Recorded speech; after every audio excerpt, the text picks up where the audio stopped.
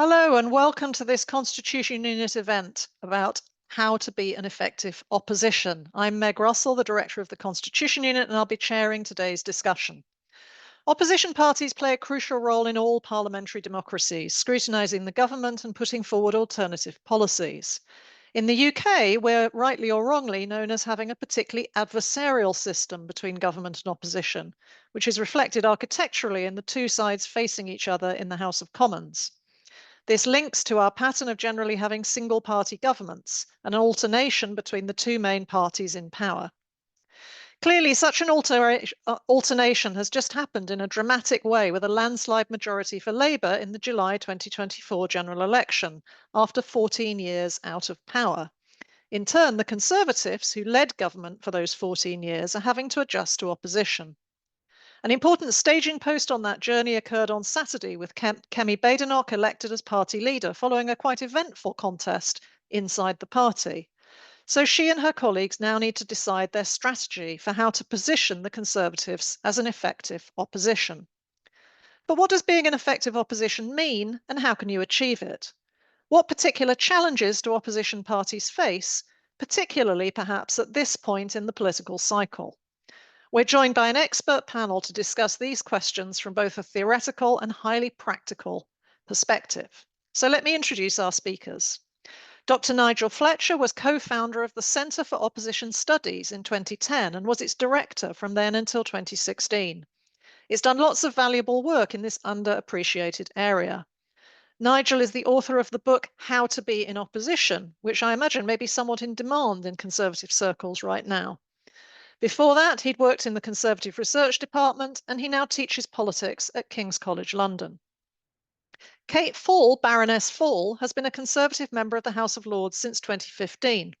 Like Nigel, she's got a background in the Conservative Research Department, and she moved over to work for David Cameron in 2005 when he took over as leader of the opposition. She was later Deputy Chief of Staff in Number 10 when he entered government. Her book, The Gatekeeper, Life at the Heart of Number 10, was published in 2020. And finally, Professor Marc Stears worked very closely with Labour's Ed Miliband when he was leader of the opposition from 2010 to 2015, serving as his chief speechwriter. He was previously a professor at the University of Oxford and later went on to work at the University of Sydney. We were delighted that he came to join us here as the founding director of the UCL Policy Lab in 2022. So there's a wealth of experience on the panel, and we greatly look forward to hearing from them. Each panelist will start with just about 5 minutes of opening remarks, after which we'll have some brief discussion as a panel before opening up to audience questions. Those of you listening live can submit your question by using the Q&A function of Zoom, and my colleague Hannah Kelly, who you can see here on screen, will select from among them and put questions to the panelists. You can choose if you wish to submit your question anonymously, otherwise she'll also share your name. This whole session, including the Q&A, is being recorded and will be available afterwards as a video and an episode of the Constitution Unit podcast. You may want to bear that in mind when deciding whether to anonymise your question. But that is more than enough from me, and we're going to pass over to our excellent panel, starting with Nigel. Thanks very much, Meg. And it's a delight to be able to indulge my interest in opposition. As you've said in my introduction, I founded the Centre for Opposition Studies in 2010, having done my stint working in opposition. So it's been something of a lifelong obsession, and it's always gratifying when you reach these moments in the political cycle where everyone suddenly becomes interested in it, and I get to talk about it for a bit. So I wanted to start with just a few thoughts on what the job really is of being both leader of the opposition and the official opposition. Before I'm sure other panelists talk more about some of the practicalities into the discussion. And I always try to divide the role into two. I say there are two aspects of being the opposition, being the official opposition. The first of which is opposition in the here and now. It is the job of, as the name would suggest, opposing the government. And that's what we might refer to as the scrutiny role. That is asking the questions, it's standing up in the House and questioning ministers. It's being the the critic, the licensed critic of the government. And that's a really important part of the job, and it's perhaps the most obvious immediately when someone takes over at this stage in the political cycle. They're the ones who are bashing the government, trying to find those weak points in its armour, and so on. But then there's the other half of it, which is what we often describe as the role of being the alternative government, the government in waiting, hopefully, if you're in opposition. And the two things don't necessarily go together in other political systems. There is, I think, a distinction about the British opposition, that it is an office-seeking opposition.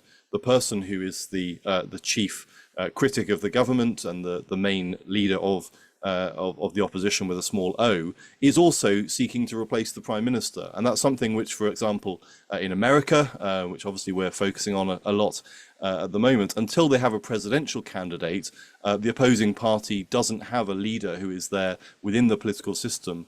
We don't have a parallel there.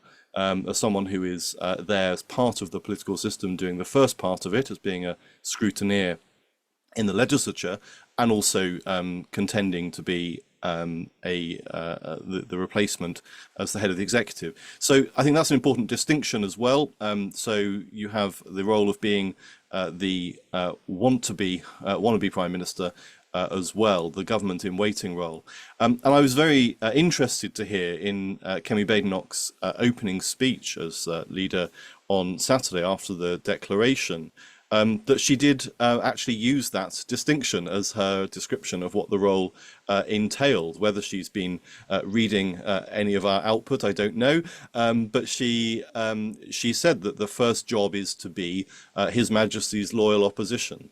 And that involves standing up and asking the questions that need to be asked, playing devil's advocate, essentially. But she then moved on to say the second job is to build a policy platform and to be in a position to contend for power at the next election. And I think it's really interesting that she, in her very first speech as leader of the opposition, made that distinction, because they are two sides of the same coin. But in terms of how you do the job effectively, they're two which are sometimes in conflict with one another, or certainly there's a tension between them. And so in the practicalities of doing the job, the shadow cabinet, shadow ministers who are currently being appointed, and the leader will have to try to balance, on the one hand, the instinct to want to bash the government at all times and to say the things that are easiest to say, to criticize, but then on the other hand, to think about the responsibility they have to present themselves as a credible alternative government. And that obviously becomes much more important as they head towards the next election. But it's something they have to think about from day one. Are they making a rod for their own back? Are they putting hostages to fortune in what they're saying? And it's very easy to do that if you're opposing something. The obvious question then is, well, will you reverse it? And it's very easy to find yourself boxed into policy. So those two roles, I think, is the most helpful way to look at the job of being the opposition. And the job of the leader really is to do both of them well, but also to balance the two and to ensure that the conflict that arises between them is one that they can resolve. Wonderful. Thank you so much, Nigel, for getting us going with that. And we're going to turn to Kate now, who has seen all of this from the inside and probably recognises that and can imagine how Kemi Badenoch might be feeling right now. So, Kate, what's your advice? Absolutely, and I love the formulation that Nigel shared with us. I think it's a really helpful way to think about the role. And first of all, congratulations to Kemi for winning the campaign. It wasn't obvious that she was actually going to do that at some point. Look, I mean, the first thing to say is that the leader of the opposition is there to hold the government to account and to politically frame that government in a way that puts them in the best light, them meaning the opposition, and basically begins to formulate how it is they want to talk about their own policies, their own party, with an eye, of course, to making it back to number 10. And I think that there is no better time, in a way, for them to take over straight after that budget, which was a very political budget, quite ideological. I don't think for a long time we've seen something that looked sort of quite old Labour. If you're a Tory, that's how you'd see it. You know, it was large taxes, large spending, large borrowing. So in a way, Kemi crosses that threshold already with a very obvious point to stand on in terms of what the Tories stand for as opposed to Labour. Now, the other thing she needs to do, of course, she needs to sort of reset the Tory party. They had a disastrous election campaign. A lot of people were very cross with the Tories, felt they'd lost their will and their way. And she needs to basically balance that sense of, let's look back and work out what went wrong, but also let's not spend too much time, gloriously in opposition, wringing our hands because we have a job to do.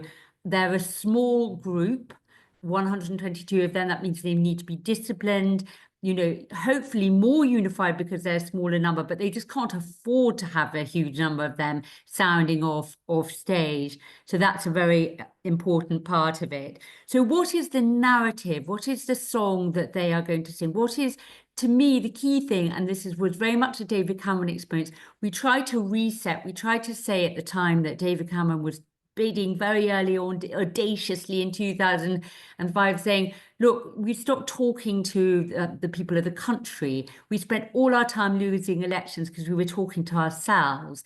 Now, parties can go on a massive detour over periods of time, over elections, when they never quite find the formulation to make it back or to work out what they're about. And I think an important test for Kemi, and it was certainly our experiences, what are the conservative messages? What is it about modern Britain and the problems we have, which has a conservative resolution, a conservative narrative? And that is a very important part of what she's going to be trying to do. And within that, there's a question of where do the votes go? Did they go right? Did they go left? To me, I think it's more important to ask yourself that question, what are we about? What are our policies? What are our values? How do we solve problems? Rather than get fixated on, are we tackling left or right? And I think a skilled leader of the opposition won't fall in those traps. And we'll look at that with in a way, a breath of fresh air. Another point I would make is, and this is something Nigel touched on, was a good leader of the opposition doesn't necessarily mean you're going to make a pathway back to power. Now, I think this is a sort of trap as well. Kemi obviously is charismatic. She's not going to have any problem getting attention. She seems to be very good at that. I think the danger, or what she needs to watch out for, is she doesn't become sort of the darling of SW1. And if we remember William Hague, who's a brilliant politician and was an excellent leader of the opposition, he was cheered through the rafters at every PMQs, but he didn't really have the discipline or the approach or the listening or the pathway to bring the party back to power. And those two things aren't always exactly the same. We think of Keir Starmer, he managed to get his party back to power. He wasn't, a highly visible, he wasn't a leader of opposition where everyone thought, oh, I can't wait to get to PMQs and hear what he has to say. Look, I think the other thing is people say, how long will the leader last? I mean, I think it's interesting that already the polls look promising for the Tories. Now, that means that there's the likelihood, it's a combination between the fact that they're changing the rules around leadership and the fact that the polls look good, mean that you'll look more likely to get Kemi Badenoch going right the way through rather than having a sort of decapitation Tory leadership and on to the next one. That could be a good or a bad thing, but I think it's worth thinking about, because in opposition, your power really is around your influence. Are you doing well in the polls? Are people hearing what you have to say? And that feeling when you walk into Norman Shore South is you don't have power, but you do have influence. And I think I'll end just by saying something we did a lot with David Cameron in the early days was to think about how can we be agile where government can't? How do we make an intervention on a Sunday or Monday morning before Whitehall has woken up? Use the agility of that role. And be creative. Go and live with a family in Birmingham, or go and teach in a school as David Cameron be. And yeah, think outside the box, and certainly outside SW1. Thank you. That's really interesting, and I hope that with the contacts that some of you people have, that the people who are with and around Badenoch are going to be told to listen into this conversation, because already there's some very useful things coming out. Marc, you were obviously on the other side, as it were, working for Labour, but much of this works across the aisle. How was it for you, and what would you recommend based on your experience? Thanks so much, Meg. Wonderful to be here, and so good to hear both Nigel and Kate's reflections already, which ring very true. As you say, this is an across the aisle phenomenon, that experience of walking into Normanshire South and being on the opposition team and spending your time with the leader of the opposition as they grapple with what is an incredibly difficult role.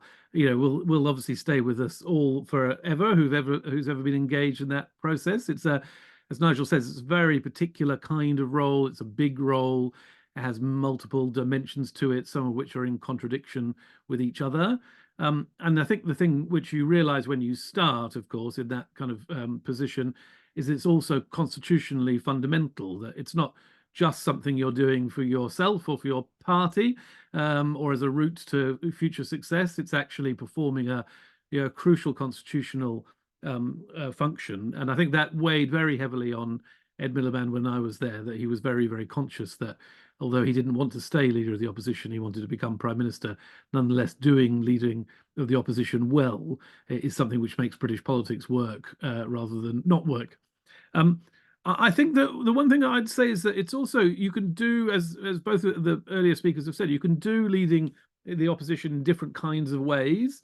And although there's lots of obvious differences between Kemi Badenoch and Ed Miliband, there is one important similarity that I want to sort of draw attention to in these remarks, which is that in a version of Nigel's sort of looking forward function, I think both Badenoch and Miliband see their role, or saw their role, as a fundamental reorientation of the party that they lead, and of grappling with some of the big challenges in new and innovative ways, which is to say that they're both sort of unusual politicians because they're thinkers, philosophers of a kind, engineers in Kemi's case, but they are people who happily live in the world of big ideas, deep reflection.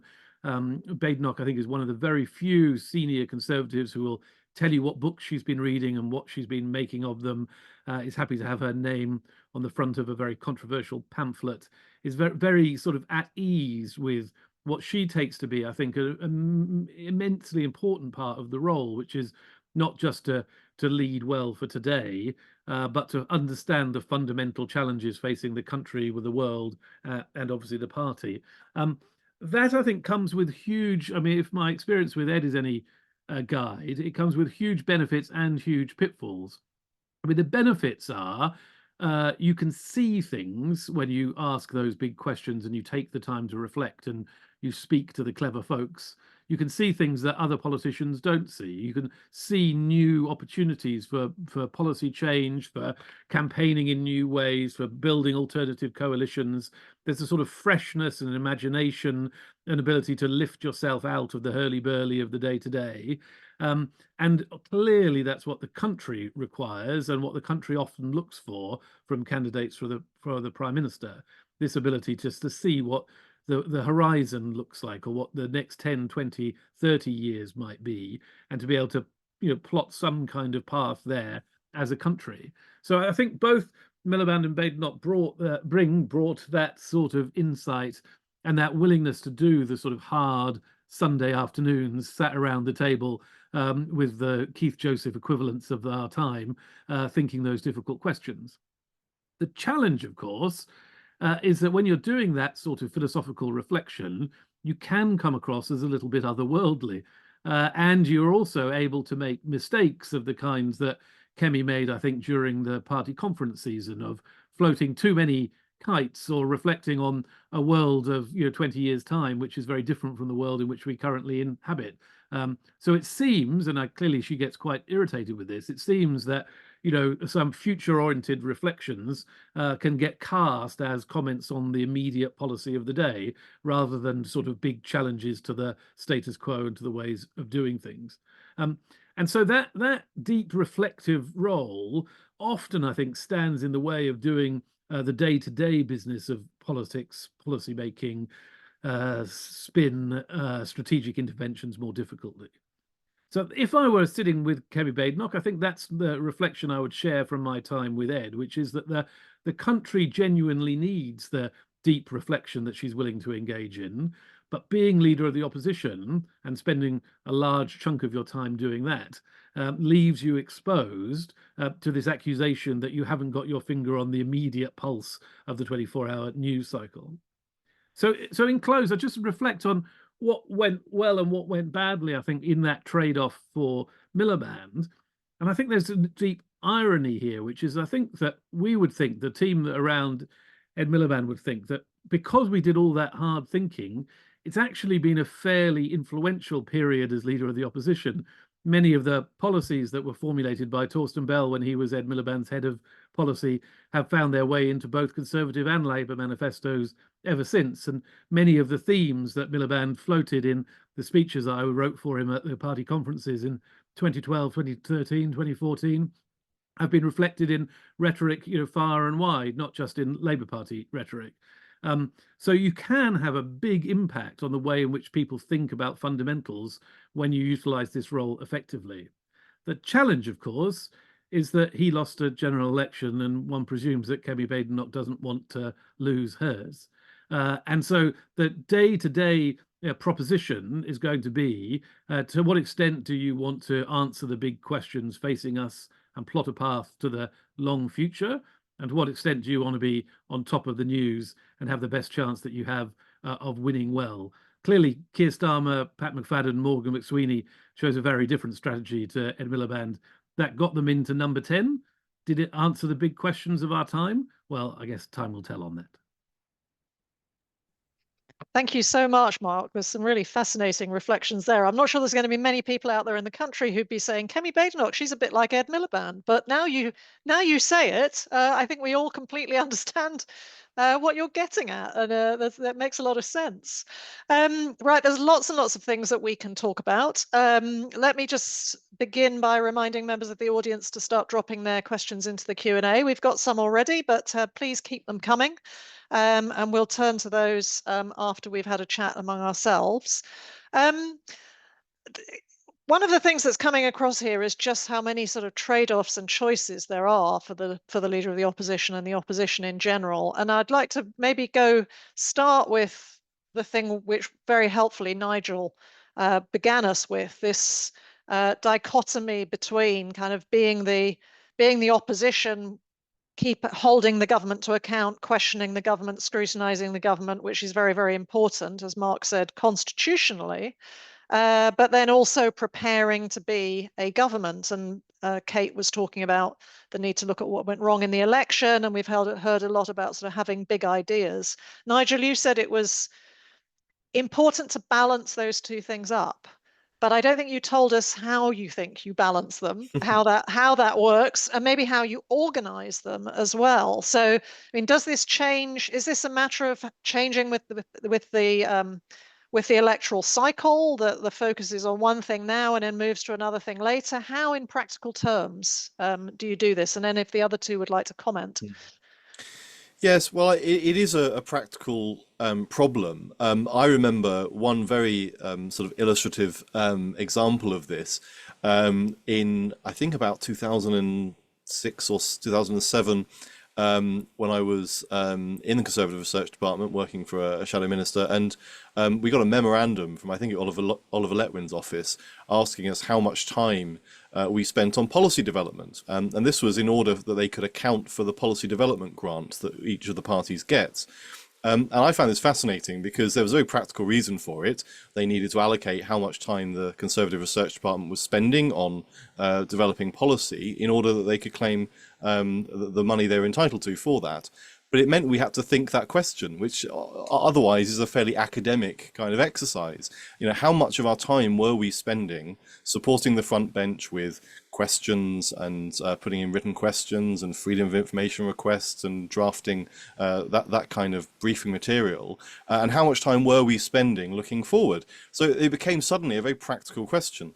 And that was, I thought very interesting. And I think the answer is that it changes as you go through the cycle, as you suggested.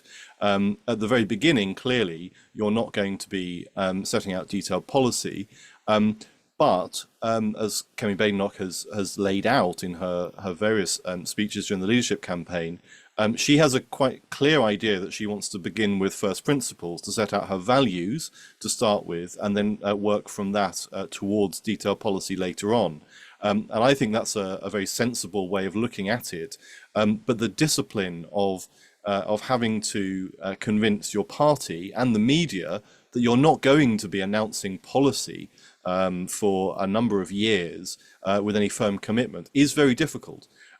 David Cameron set up policy groups. I'd be interesting to hear Kate's thoughts on how she thinks this worked. Very clearly at the beginning as an exercise not just in kicking off the necessary process of thinking about policy, but also as an almost political communications exercise of saying, look, we are open to new ideas. Look, we are looking across the political spectrum, bringing in surprising people who you wouldn't expect to be involved in the Conservative Party to think these things. But the practical problem that came with that as those groups got to work over the first few years was that every so often someone on one of those groups would give an interview, or somebody would put out an interim report or something. And the immediate question from the media was, is this now policy? Are you saying this is what you'll do? And the answer to that is no, this is a discussion document. We are looking around at policy. But the media are very keen to sort of get politicians to answer the question, what would you do? And so that's a difficulty of that process, but it happens from day one. I mean, you'll hear this afternoon, I think it's education questions in the House this afternoon. If the new Shadow Education Secretary, who I think has just been appointed, and if she and her team ask pointed questions of the government and start criticising an element of education policy, from day one, the question is, are you saying, therefore, that you would not do that? And so you are from day one being asked questions about your future policy that really you cannot possibly answer. And so I think it does change as you go through. When you get closer to the election, there's a much clearer structure for how policy is developed and signed off. You have almost sort of you have a shadow treasury team who are doing a sort of a shadow kind of chief secretary round, in effect. It becomes very formalized about how much you're allowed to commit to spend and so on, and the fiscal discipline sort of kicks in. But that's got to be maintained all the way through. Otherwise, you're making commitments in advance of developing detailed policy that you then have to row back from. And Keir Starmer did a bit of that. I think we saw that in the run-up to this election of jettisoning policy that he himself had committed to. So it is possible to reverse on it, but as he found out, the constant refrain then is you're U-turning. No one gives you credit for, oh, well, you've thought about this a bit more and you've refined your policy to make it more realistic, and that's a good thing for good governance and good policy. The immediate charge is, oh, well, you've just rowed back on this commitment on net zero. You've just rowed back on this commitment that you made on this. Why did you commit to it in the first place? So it's very difficult, and avoiding making either implicitly or explicitly policy commitments as you go through the business of opposing and criticizing the government is just really difficult. Thank you so much, Nigel. For those of you who noticed me disappearing from your screen, my internet seems to be a little unstable, so I'm with you and listening.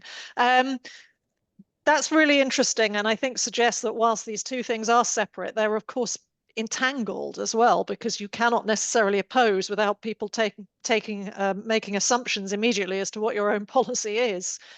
Kate, would you like to add anything on this divide? Yes, thank you. So really interesting points there. I mean, I was amused and interested to hear you bringing up the policy boards, because they were both an effective device and a sort of comms disastrous advice, as you say, well put, Nigel. Look, the great thing about them was let's listen, let's embrace a much wider party than we've been sitting talking to ourselves, the core of the core. And this was much, in fact, I believe Kemi Badenoch was on one of David Cameron's policy boards. So we were really bringing in lots of people outside the SW1 bubble, looking at policy, again, even before that, David had indicated very clearly what he wanted to be. He talked about being a modern, compassionate Conservative Party. He was indicating a different type of party. So that was, in a way, the value indication. And then you had some early sort of images of him, the first leader to go green in Europe, I think, of a major political party. And some of the sort of social stuff he talked about, so-called hug a hoodie. But the policy boards were duly set up, and I think they fulfilled a good function. But as you quite rightly said, the problem was sometimes policies would get aired or kites would be flown, and everyone would say, "Is this your policy?" And it became a bit of a comms nightmare. So you won't be surprised to hear that in the 2010 manifesto, that whole project was not repeated for the 2015 manifesto, which was run by a much, much tighter group of people, and there weren't masses of policy boards, although there were MPs brought into the structure, but it was, in a way, a less democratic exercise. The other thing I just did want to say on the policy front is, of course, the classic political point of events. You know, you can set up your stall as an opposition leader in the same way that prime ministers think they go into office. Who would have known Blair would have been remembered for Iraq, or David Cameron, as leader of the opposition, famously said, "Let's not bang on about Europe." But then, you know, you're overtaken by events and remembered for quite a different thing. And I would say for us, the same thing happened, in that we wanted to talk about you know, a modern form of conservatism. We want to talk a lot about social problems. And then the financial crisis hit.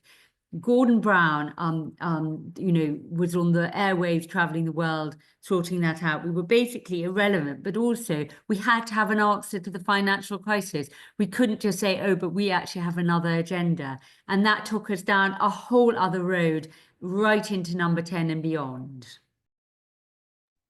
Thank you. Mark, would you add anything at this point?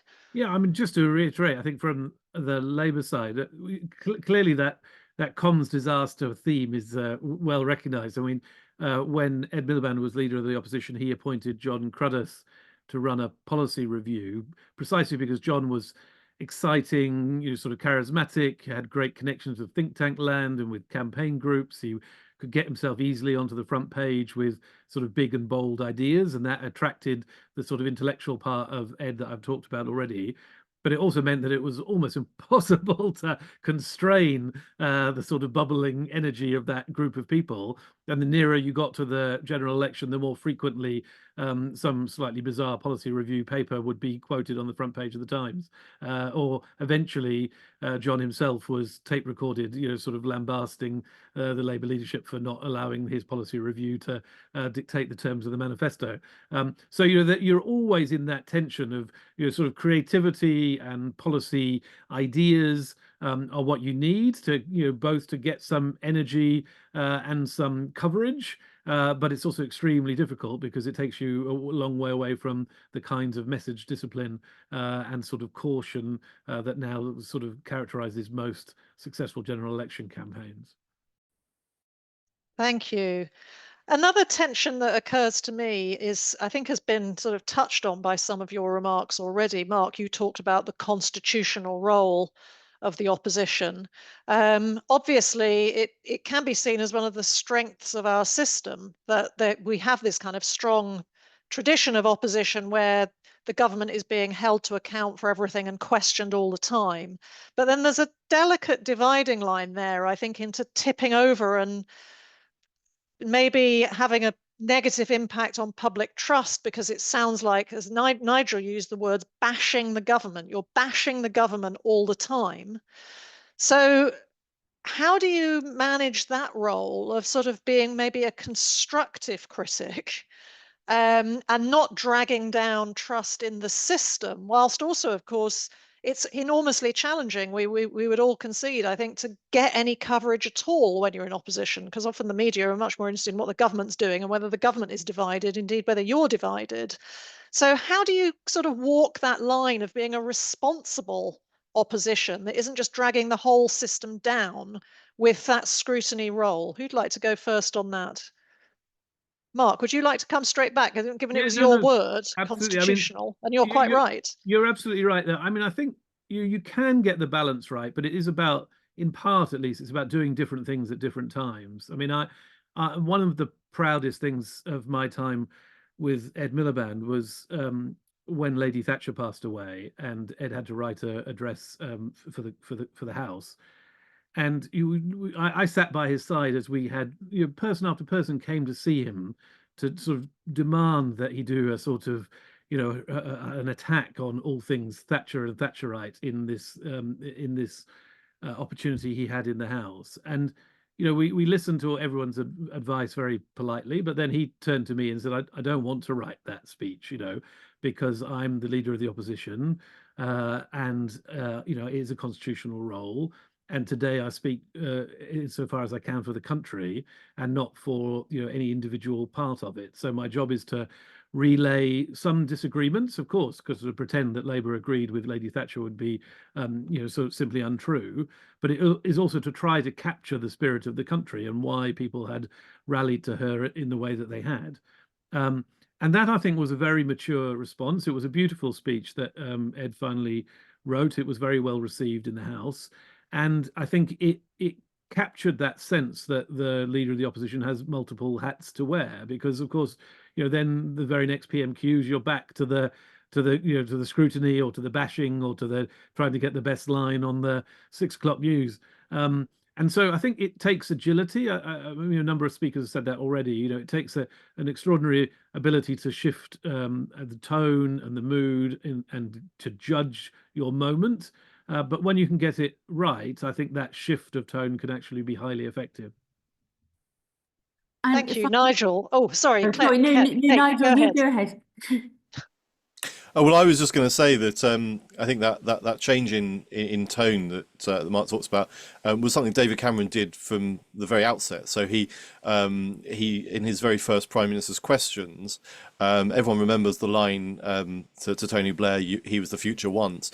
But actually, the more important line in that was he tried to reinvent the sort of way in which he did Prime Minister's questions, and he did it on the subject of education. There was an education bill before the House. Tony Blair was doing his final sort of burst of education reform, and David Cameron laid out his support for that, having been Shadow Education Secretary before that, and being supportive of the work on academies and so on. He made a virtue of the fact that he said, look, with our support, you can get through anything that you want in this bill without worrying about your backbenchers. And so he made this kind of the first of his sort of broad and generous offers to broaden the appeal there to Tony Blair, to say, look, let's work together. And so his first words, I think, at Prime Minister's questions as leader of the opposition were to say, the first thing that the Prime Minister and I will work together on is going to be this education bill. And that was meant to, as Mark says, to sort of be a surprising change of tone, to be sort of conciliatory and consensual. And I think that there has to be a bit of that in the job. It was a strategy for David Cameron because of the electoral coalition he was trying to put together, if nothing else, and with half an eye to the fact that Gordon Brown was going to be a different type of politician. So there was a political calculation there. But also, I think it is something which voters like to see. They always say that they don't like Punch and Judy politics. They don't like politicians bashing each other, and there is a danger, I think, that that when you have this dynamic, that politicians, when you have such a kind of adversarial politics, by definition, each side is bashing each other all the time. It does just sort of drive down the sort of reputation of politics as a whole. That's a sort of vicious cycle that you can get into. I always think there is an interesting story about the airline industry who say that they will compete on comfort and quality and price and everything else. They will never talk about we are the safer airline, because they recognize that to get into that kind of bashing each other's record on something of that will damage the entire industry. And I think in politics we don't have that. Politicians will bash each other on anything they can possibly get any advantage on, and I think it does bring down people's view. If both sides are saying the other side is corrupt and badly motivated, then that's all the electorate hear. And so I think when a politician does say, look, we do need to actually be conciliatory and say we disagree on certain things, but I recognise that the party opposite is well motivated, I just have a different view.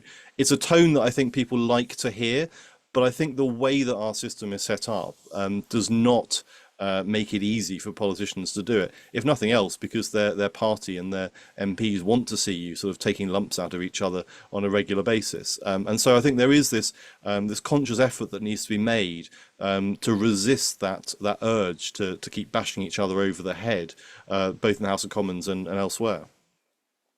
Interesting. Now, Kate, you were trying to come in, but Nigel and Mark have sort of steered us towards something else that I was going to mention. So maybe we could roll this up in your answer of agreeing across the aisle, because in a way, one of the ways to get heard as an opposition is an element of surprise, to say, yes, we will go along with that. We're not just going to criticize it. And I do wonder to what extent, I mean, we've heard how Kemi Badenoch is quite a kind of innovative thinker, quite original, but also seen as quite combative. So I wonder whether that might be part of her arsenal.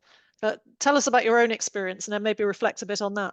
Well, I love the idea of Kemi being in agreement with Keir Starmer, because I think that's possibly unlikely. I think that she's more likely to bring a more combative style, not least because of the point I made earlier about the budget. I just feel that there may be quite different ideologically, and we have at times seen two leaders who have sort of in a way more in common than that.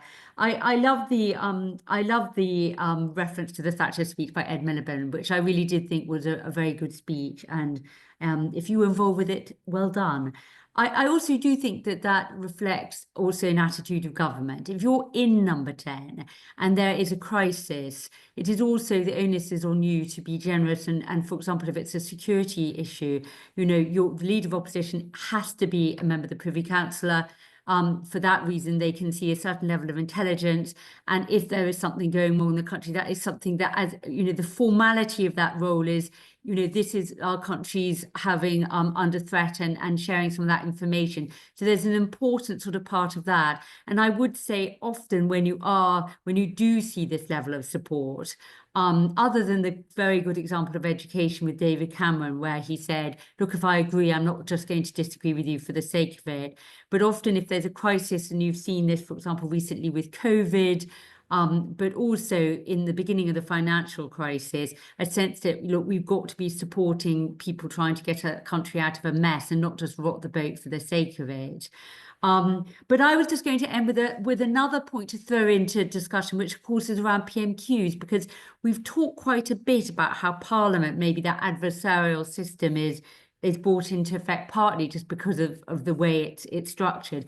And I think there's no better example of that than PMQs. And sometimes I used to tell my boss, maybe a little bit less aggressive at PMQs. And it was like, well, you can't put a bear in a bear pit and then expect me not to act like a bear. That is the point of it. But although it wasn't my style of politics, I did always think there was an important moment around PMQs, because when I used to see David Cameron as Prime Minister, that is, not as leader of the opposition, prepare along every single policy, every single sort of subject, you do have a sense of a government which is being held to account. And also you look at the policies and you look at the numbers, and if every week the answer is a bit pitiful in your folder, you begin to think maybe the policy isn't going so well or should be reviewed. So I think that's an important part of it as well. Great, thank you. We do tend to, I'm going to come to the audience questions in just a moment, but you've mentioned PMQs a couple of times and Nigel mentioned it as well. And so we do rather obsess too much about PMQs in this country in general, but of course it is a very big moment of exposure for the leader of the opposition. So Kate, do you have any thoughts as to how Kemi Badenoch ought to handle that this week? Because she's got just 2 days to prepare. It's very difficult, and I think that the first thing she's going to find difficult is it's completely the opposite technique to the one that she's used to being the Secretary of State. So if you're Secretary of State, you have to be sort of in a way across all the different issues and get your responses ready. But if you're actually doing the 6 questions, or not always 6, sometimes they do that, you have to unpack it like a sort of top barrister, and you have to sort of have the beginnings of it, and it needs to grow as an issue. So normally you would pick, say, form one issue to another, or sometimes you do the whole set on an issue, and often it is on the most topical issue of the week, and it will be her first moment. Now, I think I'm pretty sure I'd be amazed if she didn't go on something budget related. But yeah, I think she's going to be pretty formidable at PMQs. I have a sense that lots of people are going to be watching this from now on. And we're not predicting much agreement, not this week anyway, but maybe she'll surprise us later. Let's bring Hannah back onto the screen, because I know we've got lots of excellent audience questions. And Hannah can pick out a few and put them to us, maybe in groups of 2 or 3. Yep. Thanks everyone for your great questions. First group is moving away from the Conservatives slightly. Alex Wolf has said, what will the Tories drift to the right mean for the Lib Dems and their role as a competing opposition? And then anonymous questioner has said, with 72 MPs and possibly being more likely to be united than the Conservative Party, don't the Lib Dems have an important role, and how is that role different to that of the official opposition? And then another questioner has asked, how big of a responsibility do smaller parties have in helping to form the opposition? Okay, who'd like to go first? Nigel? Yes, it's a really good and topical question, because we now have a situation, because of the Conservatives having such a historically low number of MPs in the House, that they are only just over 50% of the opposition. The other opposition parties, the Liberal Democrats and the other opposition parties, make up very close to being half of opposition MPs. And that's a dynamic we haven't seen in the House of Commons for quite some time. It's not entirely unprecedented, but it's something that is not in the usual way that we conceive of the dynamic between government and opposition. And I think the Liberal Democrats, from past experience and from everything we know about their attitude to the opposition, are likely, I think, to make something of that as we go forward into this Parliament. There was an occasion in 1997 when a group of Lib Dem MPs rather over-enthusiastically occupied the opposition front bench at the opening of the Parliament until they were told to remove themselves by Betty Boothroyd. And they tried to make the point then that they had an increased number of MPs, they should have a bigger role. And I think we will see a bit of that. I think they will start to make trouble for the Conservatives and start to challenge some of the privileges that the opposition has. That whoever is the official opposition and the leader of the opposition under Commons procedures, they get, for example, 17 of the Opposition Day debates throughout the year. They get to put forward their amendments and usually have them selected by the Speaker and so on. They get called second in debate at all times, and those sorts of things, which are important procedurally, are things that the official opposition gets. When you have a situation where they make up only just over 50% of the opposition benches, the other parties, I think, have a reasonable argument to say, well, why do we not get half of these privileges ourselves? So I think the role of the Lib Dems, I think, is going to be a very interesting one, but also of the other opposition parties. We have a much more diverse range of parties represented in the House now on the opposition benches. It used to be the case it was just the third party and then some of the nationalists and Northern Irish parties. It's not the case anymore. We now have the grouping around Jeremy Corbyn, we have the Green Party, we have Reform UK. So we have quite important parties, important in outside the House, those who have not succeeded in getting very large representation within the House of Commons, but who are major players in UK-wide politics, and they are now represented in the House, and I think they will start to get frustrated with some of the ways in which the official opposition takes that privileged role, and they have to wait their turn and there's only a limited amount of opportunities within the procedure of the House. And so they will, unless they're the third party, the Lib Dems having recaptured that is a very important thing for them. But the other parties who are now in the House will also get frustrated. So I think that's a very good question. And the answer is, I think we will see how that develops. But I can't imagine that they will sort of meekly sit there and accept the fact that the Conservative Party is taking all of the privileges of procedure in the House of Commons without suggesting that they perhaps ought to have more consideration. Yes, there are lots of interesting angles on this, aren't there? There's how the other opposition parties will behave, and you're talking about the procedural rights and so on. But there's also how the main opposition party that we've been focusing on up till now, the Conservatives, can potentially use other parties as part of their strategy and the extent to which they work together, not least, Kate, in the House of Lords, of course, where, Nigel was talking about the House, but there are two houses, and in the other house, the government doesn't have an overwhelming majority. Would you like to come in at this point, Kate? Yes, I mean, I'll just add, very good answer and lots of points picked up there. On the House of Lords, I mean, I think it's an important point to bring that on board, because first of all, there is can be some confusion about whether there's a majority or not. There are definitely not as many Labour peers as there are Tories, but it's worth just focusing on the fact that where Labour and Lib Dems and crossbenchers come together, which is, quite a lot, they always win. And in fact, as a Tory government in power, because that happened more often than not, there was really it was very difficult getting any votes through on the Tory side. So I'm sure, they are planning to relook at the House of Lords throughout the hereditaries, as you know, and then hopefully from their perspective, they'll have a more sort of balanced numbers. But I do think what you will see is a bit like happened with the Lib Dems in the last Parliament, where they had tiny numbers on the benches, but lots in the Lords.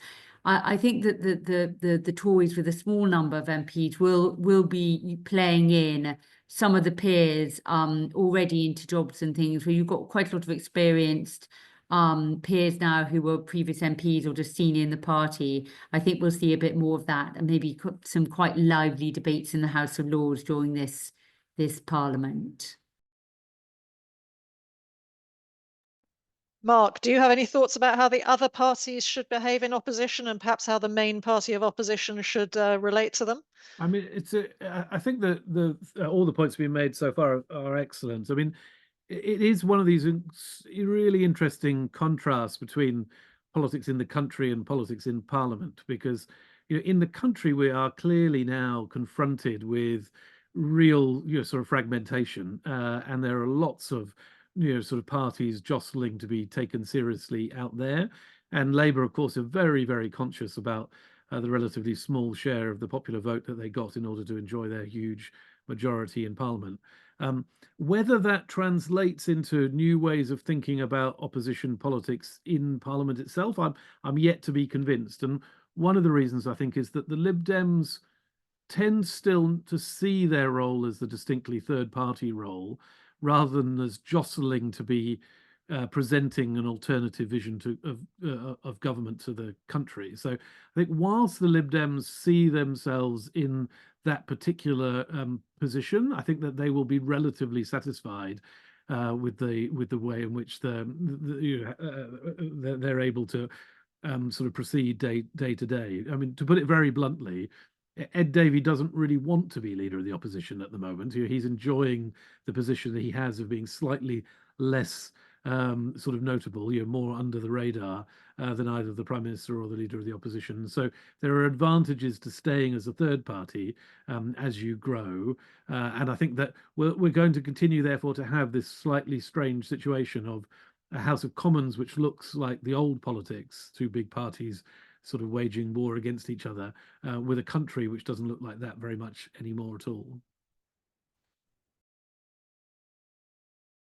Thank you very much. I'm going to go back over to Hannah now and see what other questions she has for us from the audience. A couple of anonymous questions. One do the panel have views on the fact that Kemi Badenoch still hasn't appointed her shadow cabinet, which seems to be taking more time than previous leaders of the opposition? And included in that, any thoughts on what the size of the shadow front bench should be, considering she has a limited pool to choose from?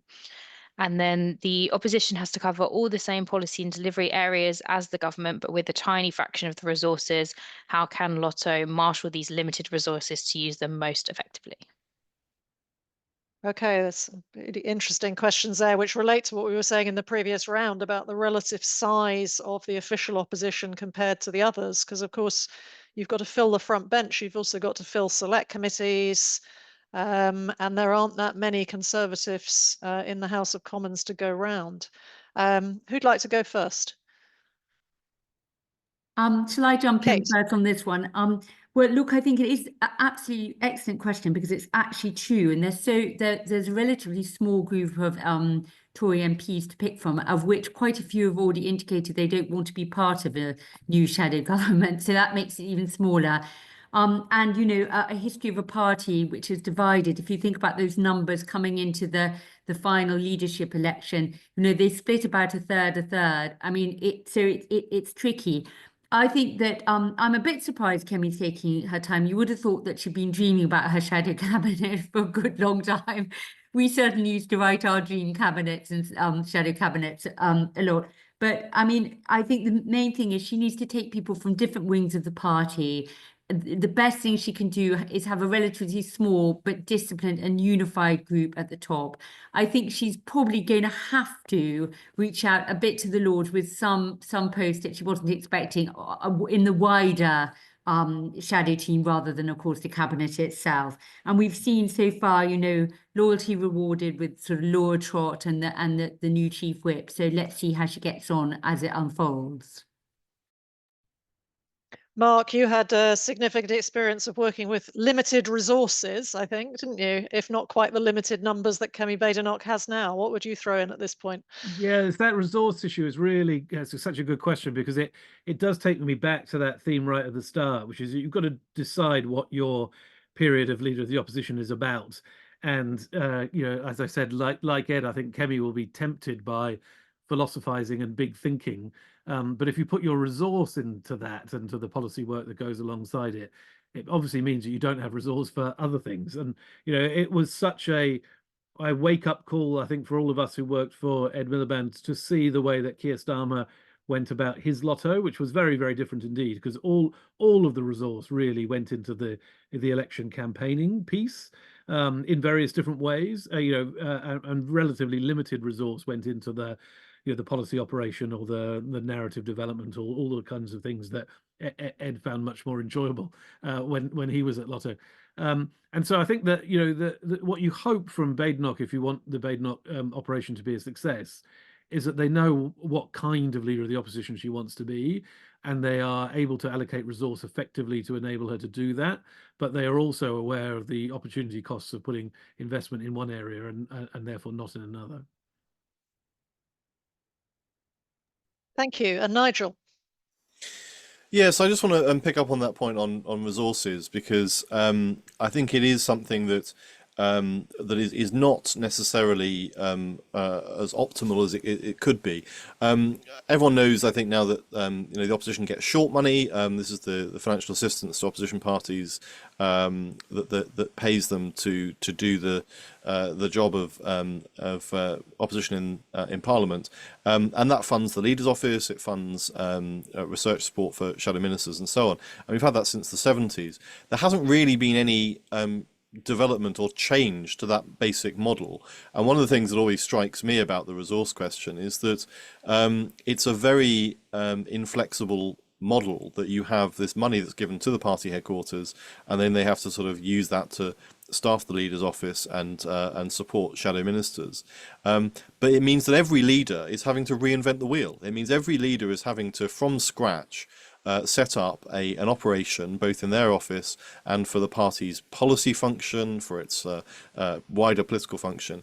all of the things that are not necessarily done on the campaigning front from their party headquarters, all the things surrounding the job of supporting the front bench and the leader, have to be invented from scratch from day one.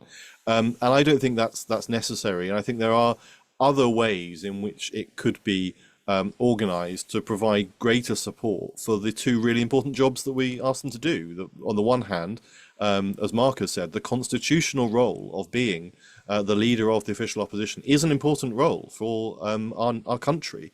And the fact that, when, to take an example, Jeremy Corbyn is unexpectedly elected leader of the opposition and walks into that office, is there somebody who is capable of taking a phone call from 10 Downing Street about a matter of national security in order to brief the leader of the opposition? And I think that there have been a number of occasions when that sort of constitutional function, we've been very lucky in previous leaders that we had someone in Ed Llewellyn and Kate herself, who were there with David Cameron, providing that very professional support. William Hague had Seb Coe, Tina Stoll, and you have lots of people who, over the years have stepped up and been very serious and impressive figures in the institution of the opposition.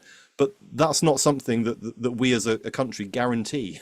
It's something that's at the whim of the leader. And if the leader doesn't appoint the right people, then we as a country are disadvantaged in not having the right people there, both on policy, but also just the organisation of the office. And I think that we should look at, we're very used to the mixing of political and official staff in government. We have a small number of political appointees and a large number of officials. And my suggestion is that we reverse that in opposition, that you have a large number of political appointees and advisors and a small number of officials. It happens to some extent in the Whip's office, actually. The opposition Whip's office has officials who are seconded to them to support that important work in the House.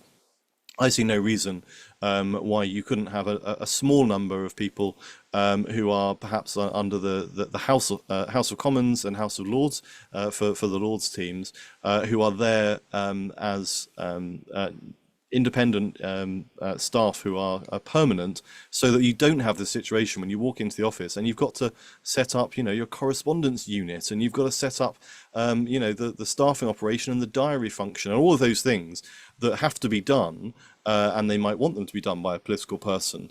But there's a lot of administrative stuff that goes with running what is effectively the shadow government of the United Kingdom. It's not as big as running the government, but it is an important function.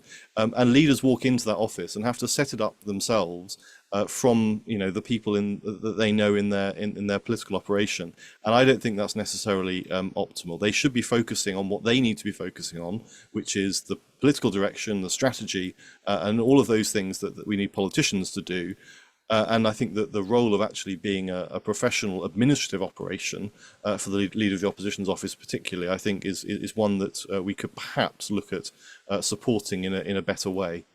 That's a very interesting idea. I do want to get back to the next round of questions, but I'd be very interested to hear whether the other members of the panel, from their experience, I think I saw Marc nodding. I'd be interested to know whether Kate would go for that idea. What do you both think?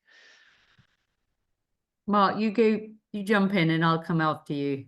No, I mean, I think Nigel makes a really good point. I mean, I think that the staffing issue, the being ready from day one issue, the challenge of having the wrong leader of the opposition who's not interested in setting the sort of office up well, I think are all very well made. I mean, clearly the difficulty is that, again, as was said, the politics and the day-to-day constitutional role are very difficult to disentangle, and that's what makes sort of the offer of impartial support just very, very difficult, because clearly the role of the leader of the opposition's chief of staff is in part to serve that constitutional function effectively, but also in part it's to set up the leader of the opposition to be the next prime minister, and that involves political judgment as well as sort of practical and technical knowledge. So look, if someone far cleverer than me can disentangle the sort of politics and the constitutional function, then I think something of that sort is very valued. I think it's a very good point. I mean, look, I do agree with the sense that the sort of official role, when we think about heads of state who come and meet the leader of the opposition, we think of, you know, security situations when we need those people to be in the room. Often, especially in the early days, people go into Norman Shore South and it's all very new. Their diary secretary may be someone who would never take a call from Buckingham Palace. I mean, I actually worked briefly for Michael Howard in opposition. And there was a sense, we did meet and have a proper sort of transition leading from one to the other. And I managed to persuade the sort of then diary secretary to stay with us, to help us with exactly that. But I do think the idea of having an official who is definitely parliamentary based, whose job it is to make sure that they come in, even if they don't stay for the whole thing, but, you know, help with that transition, I think is a really good one. And when we think about the smaller parties at play as well, we could see a situation whereby you'd have even narrower majorities for the leader of the opposition. And then I think those roles become really quite important. So I like the idea. That's a great endorsement. Nigel, we may have to have a word with you about putting this onto the Constitution Unit blog in due course, for everybody else to think about. Hannah, let's come back to you and get a last round of questions. Final few, one from David Owen, who said Conservative leadership candidates identified failure to deliver on priorities as a big factor in defeat. How can a party out of power best rebuild a national reputation for effective delivery? Keith Raffin has said, how should an opposition deal with economic issues without trapping itself in the future, as Labour seem to have done with tax rises? How can they be honest without undermining their ability to win an election? And Andrew McCower has asked, which bits of parliamentary business matter for the opposition and which really don't? Ooh, Nigel? I'm going to pick up that last one, if I may, because I'm very aware that you put me in my place, Meg, by saying that I hadn't mentioned the House of Lords in one of my earlier answers, and it is one of the things that we often fall into, as you say, when we talk about opposition, we immediately go to the House of Commons for our examples and for how we talk about the dynamic. But I think it is it's always underappreciated and understudied, and it needs to be. And I think that the bits that matter to the leader of the opposition and don't matter to them changes with the leader. But I think a constant is that they frequently don't appreciate the opportunity that there is in the House of Lords. And I think particularly in a situation where they are so diminished in numbers in the House of Commons, I suspect that Kemi Badenoch and her team, who I think will include quite a lot of peers as well because of that issue of lack of numbers. But I think they will soon come to realise that there is a big opportunity, and it's not just about standing up and questioning the government. There are other opportunities that the House of Lords provides to actually change the law. And I think that's something which, you know, when you're heavily in opposition and have no chance whatsoever of winning a vote in the House of Commons, you know, you quite quickly forget the idea that you might actually have some influence in the here and now. And, you know, there are many opportunities when legislation is going through in the Lords to do deals with other parties and with slightly more free thinking government peers, and they will soon discover that there are some opportunities there for them to put the government on the spot and actually to propose changes to legislation and to actually make a difference there. It takes them a while to realise that. MPs, I think, often don't understand how the Lords work. It is the other place. But once they get a handle on the fact that they can actually get something done, it's quite a novelty for them. So I think that's an area which often doesn't feature in mattering to leaders of the opposition until it does. Yes, and particularly I would say, based on my work on the Lords, if you can find a way of dividing the governing party, which, given where Kemi Badenoch is coming from, may be quite hard ideologically, but if you can create some discontent on the government backbenches in the Commons, you've got a chance that your defeats in the House of Lords will actually stick. Mark, would you like to go next? Yeah, just I mean, again, great questions. Just to take that middle one on the economy and honesty and the distinction between sort of what you say in a campaign how you govern. I do think that brings out one other theme that we haven't touched on, which is how the media hold the opposition to account.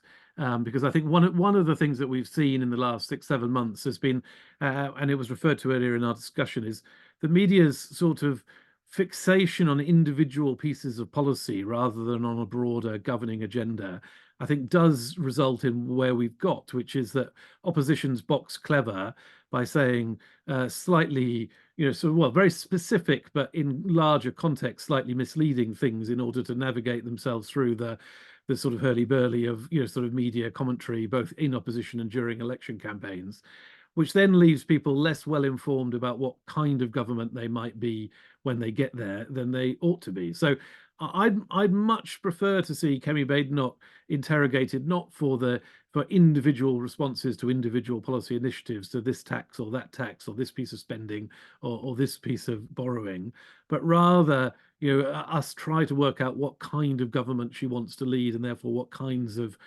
budgets or other policy initiatives she's likely to introduce if she ever becomes Prime Minister. And the reason I say all that is because of the what we've just gone through in the budget, which is, yes, we've had that fixation of the precise wording of the manifesto or the way Labour box clever in the run-up to the campaign. But if anyone listened properly to what Keir Starmer had said or Rachel Reeves had said in the run-up to the election for the last 2 or 3 years, they would have known what their priorities were. And their priorities were clearly not to return to austerity, to invest in order to grow the economy, and to make sure that the burden of taxation fell as much as possible, not on what we used to call working class people, which they now call working people. I'm not saying whether those are the right priorities or the wrong ones. I'm just saying they were fairly clear, but people miss them because of this fixation on the precise and the small rather than the sort of broad and the general. And finally, Kate, yes, we've heard that Badenoch is inclined to be broad brush, but also that she's likely to be up at PMQs in just a couple of days' time on the budget. So how does she avoid getting boxed in and stick to those kind of wider priorities? I mean, I think that's a very good question. I think she will get boxed in with a few things. I don't think she'll feel uncomfortable making some pointers about sort of tax and amounts of borrowing. I think where the issue is going to be is sort of money for the NHS specifically, and using NIC for that. And everyone's claiming that they're going to get Britain growing and want to cook that into their longer term forecast. So we'll see whether that works or not. I just wanted to pick that up in relation to the point about credibility and also to the question around delivery. I think it's a very good point about delivery. In opposition, you sort of missed your opportunity in a way to show that you were a government that delivered, and therefore a key point for the Conservatives is re-establishing credibility on the economy. If we lost our credibility around sort of trust, and then we lost it around economics, and that is absolutely fatal for a government, and should be fatal for a government, because that's what we're about. So that is the mountain that Kemi has to climb. Now, if she can prove that Labour were disingenuous about the way in which they saw their agenda, they did say they weren't going to put up taxes. On 3 specific things, but also I think everyone knew the finances were in a difficult place, and the figures have been slightly pulled apart in the last few days. But that's where Kemi will try and go, because if she can't build up her own credibility, she can certainly have a go at pulling down Labour's.